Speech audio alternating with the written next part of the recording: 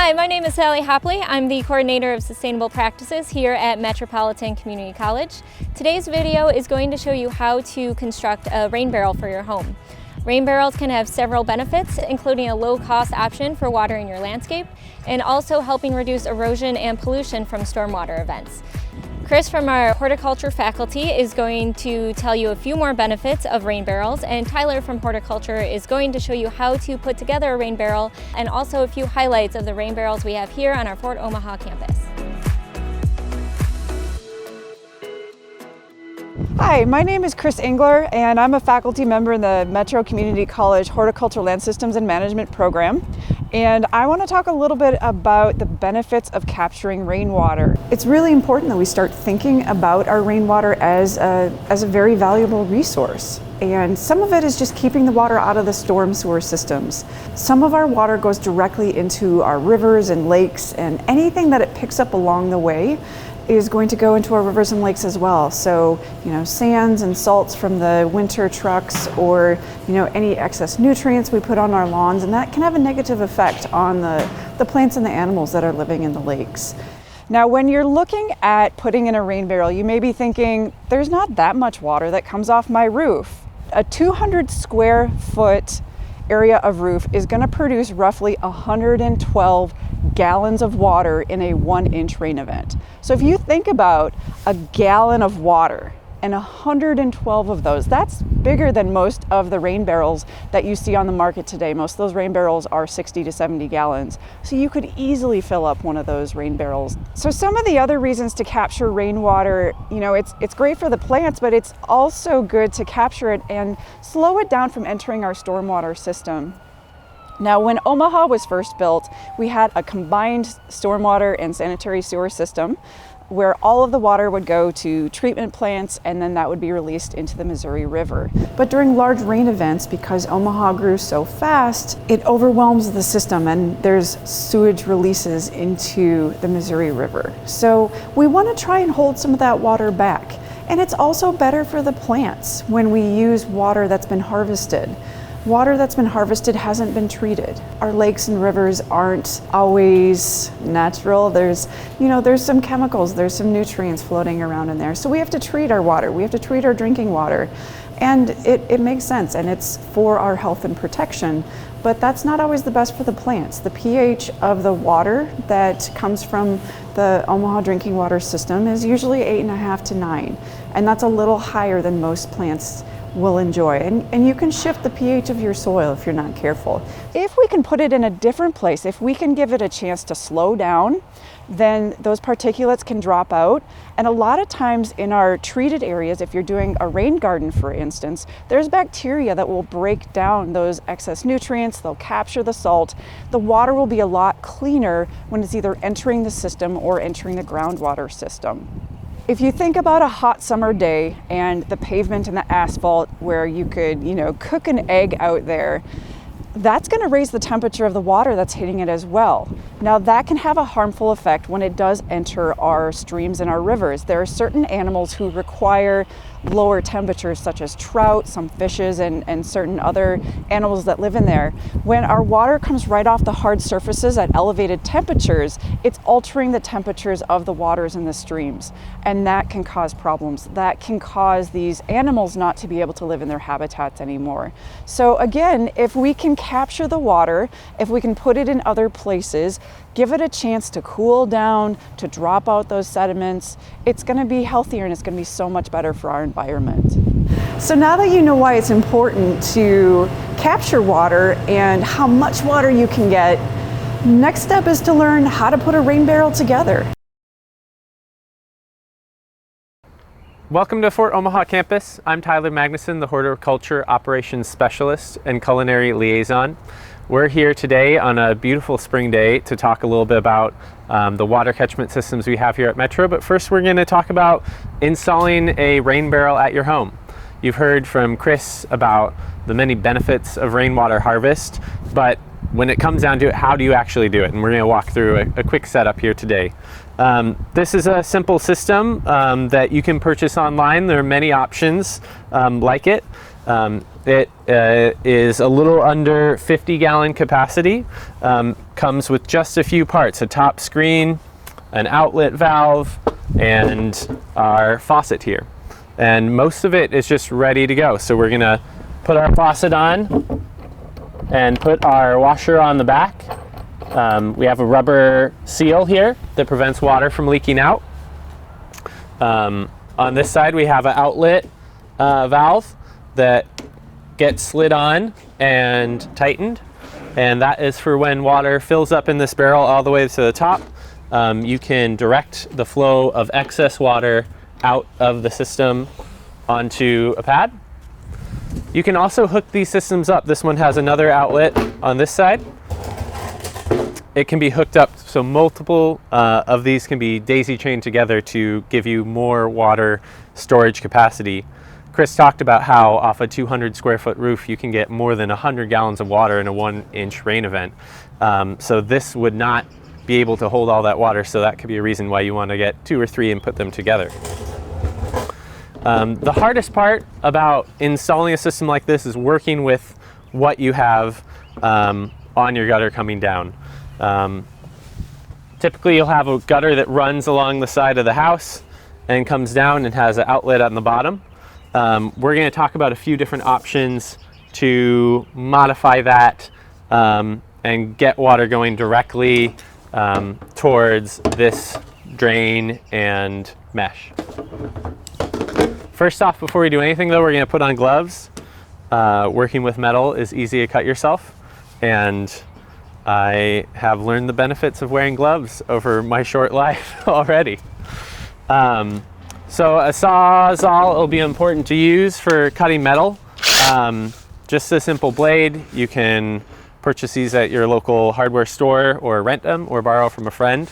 But you're just going to cut your downspout at a height a few inches above the top of your rain barrel.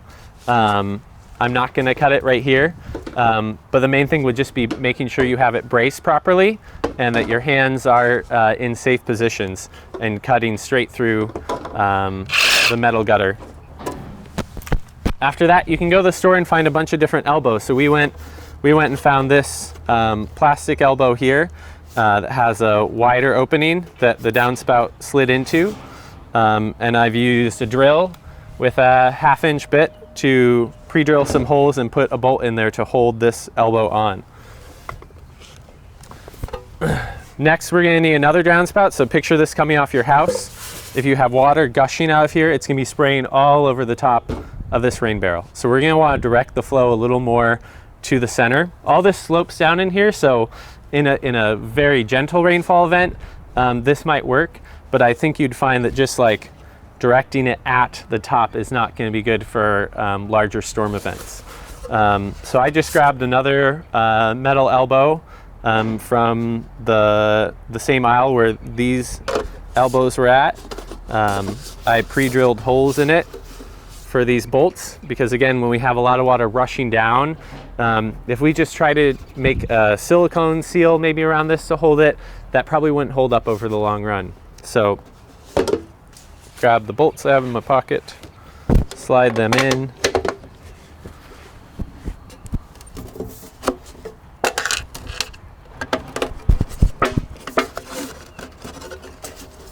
So something like this I think is going to be the best way to kind of get your water going right down at the mesh. Another option for directing the water towards the top of your rain barrel could be a more flexible plastic tube. This can get attached the same way either to an elbow or to the downspout itself, and bent and directed in a way which gives you a lot more leverage and ability to like make it go towards the drain itself. You could secure it, tie it on in different ways, but that might be another option you would look into. And all these parts are only a couple dollars each. So you can kind of go in and find the right part that's going to work for your house and your rainwater. While you can buy ready-to-made systems like this off the internet or maybe from your local hardware store, you might see a lot of people with just a plain 55-gallon drum type barrel for their rainwater system. These are really popular because they are everywhere, they're cheap, and they're really easy to work with. Most of the time, the barrel is just, the top is cut off and a screen is put over the top. Put our faucet on with a rubber seal on the bottom of it. That kind of solution for rainwater catchment might cost you $25 for the barrel and just a few dollars for the hardware needed to finish the setup. So if something like this feels like not the right style for what you want, or you want to try to do a bunch of them or make some for your neighbors on the cheap, that might be a great option to go for. You can find those barrels, make sure they're food grade, but they're available secondhand, retail, online. While this is a nice, ready to use option at home, I think there are a couple of faults I want to talk about with this rain barrel when you think about what system might work well for you. You can see here down at the bottom, we have our faucet located pretty high up on the rain barrel itself. That's going to mean that any water that's in this bottom fourth of the container will not drain out when you attach a hose and turn it on.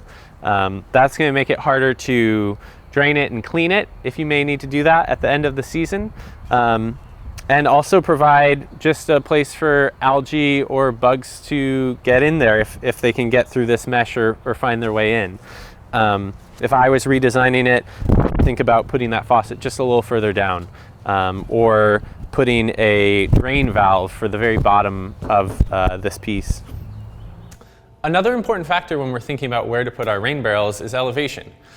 Water in your rain barrel in a pure gravity system is going to need the help of gravity to get where it's going. You'd like to have your rain barrel elevated at least 2 or 3 feet higher than the ground in which you're trying to bring that water to. As water flows through a hose, it experiences friction. So even if you have a rain barrel that's slightly higher than the place you want to get water to, the friction of the water moving through the hose can actually inhibit its ability to reach all the way over there. So when I'm thinking of putting a rain barrel next to my house and looking at my surrounding garden, I'm making sure that I'm noting all the plants and spaces that I'd like that water to reach.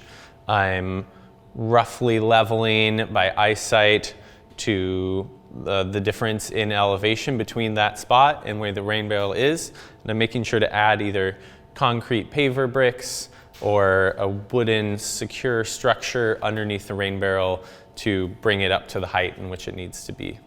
This is a 550-gallon rainwater barrel unit that we have that drains off of our main large flat roof at our horticulture building here on the Fort Omaha campus. It is over 3,000 square feet, and in a 1-inch rain we can have over 2,000 gallons of water rushing off this roof. Now we have multiple downspouts, so this barrel isn't catching all of that, but you can see we've had quite a bit of rain the past week, and we are actually full to the brim right now with 550 gallons of water in here. One unique thing about this system that's different from a small at-home system is that we don't have the mesh taking away leaves and debris on top of our barrel. We are attaching different things to our system to remove that. So at the top of this unit, we have a wire mesh leaf eater that just is a holding bowl with a wire mesh over the top, and that stops and grabs any large debris that goes into the system. But the second feature we have is called a first flush diverter. And so I am taking this piece, is the same that we have in here. As water flows down through this unit when it's first coming in, it first comes down and fills up this whole tube. And inside that tube is a small, just plastic ball. And so imagine it floating in there and the water is rising, and eventually it'll come to the top and fit in this hole, and then the water will stop going down there and will go into your unit. If we are using this rainwater for vegetable gardening or plants that we may like to harvest for teas or various different uses in the house, our roofs can have some not great things for us in them. And so a first flush system helps you take away maybe some asphalt grit from your roof, or just pollution that's built up because it hasn't rained for a few weeks, and it allows you to drain it. So in this system, we just come down here after any rain event, and we can slowly open this up and let it drain out. You're going to need to drain this every time you have a rain event, because this is completely full, and if you don't drain it and it rains again, that will just send that first flush that you would normally take out into your system. While that's not as important if you have frequent rains, you don't have a buildup of pollutants on your roof, or you don't have as much material from your roof coming down, it is important in between rains to flush it out.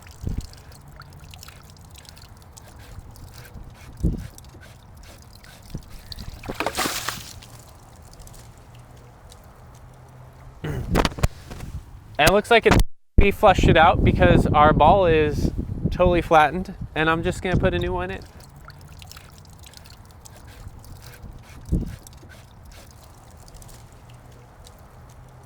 This system is really easy to use. It has a regular hose hookup that can have a soaker hose attached to it, or a regular just lay flat hose. We also at the bottom here have a flush valve. So here we can just flush out the bottom of the system as well if there's any sediment in there that needs to be taken out. This first flush system is really nice, but not all homeowners may be able to assemble or affix this type of PVC system to your house.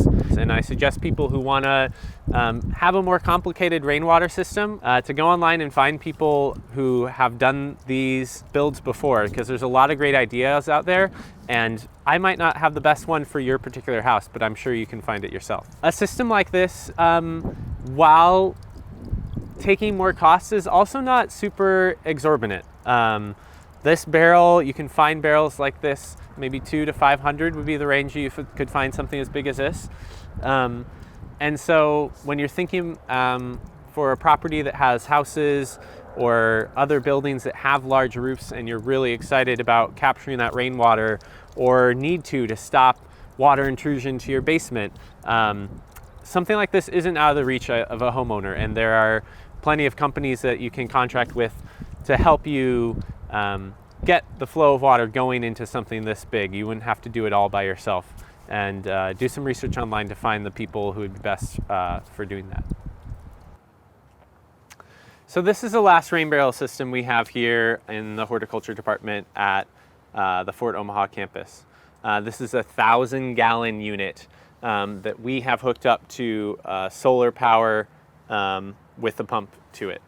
We did that because we wanted to kind of demonstrate the ways that we integrate these different systems together: green, clean energy, water conservation, and kind of be able to showcase it.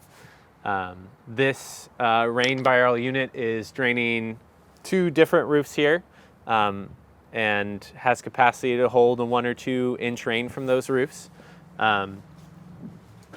We put it on a pump because we're also at the bottom part of the garden, and if we want to move water from this location, we're going to have to use energy to move it up. Our electricians here at Metro set up this system: a deep cycle battery, a small marine pump, and 2 on and off switches that make it pretty easy for me to use it. On a sunny day like this, we're generating plenty enough energy, but do have the battery for storage of that energy for times when it's not sunny. So I'm going to press the on button and get the pump started pumping. Let water start flowing through our hose, so it comes back here to our pump and then comes out this hose. And we generate enough water pressure here to run a soaker hose, even though we're going uphill this direction. One also added safety feature we have, because this pump will burn out if we don't keep water flowing through it. The water acts as a coolant for the pump, is a float sensor attached on the top of this tank.